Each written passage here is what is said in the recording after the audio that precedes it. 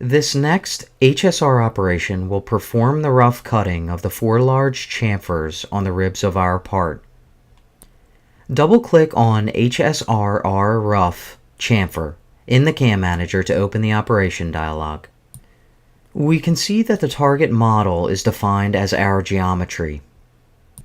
Again, we will be using our 1/2 inch diameter end mill.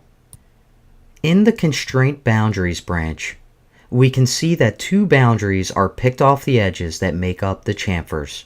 In addition, the tool relation is set as centered. In the Passes branch, we'll see that a 50 thou step down is used, and the surfaces will have a 5 thou allowance. Let's click Simulate and take a look at our toolpath at work using the HostCAD mode. We see that the tool approaches the first chamfer by helix ramping and tapers with each step down to remove the necessary material. It then rapids over to the second chamfer and performs the same toolpath. Now, let's exit the simulation and operation dialogues and look at the next 2 operations in the CAM Manager.